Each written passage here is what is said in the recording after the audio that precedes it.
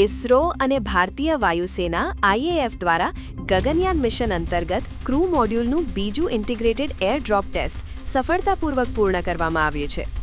ભારતના પ્રથમ માનવસહિત અંતરિક્ષ મિશન માટે આ એક અત્યંત મહત્વપૂર્ણ પગલું છે, જે ભવિષ્યમાં અંતરિક્ષ યાત્રીઓની સુરક્ષા સુનિશ્ચિત કરશે. આપણો દેશ અવકાશ વિજ્ઞાનમાં સતત નવી ઊંચાઈઓ સર કરી રહ્યો છે.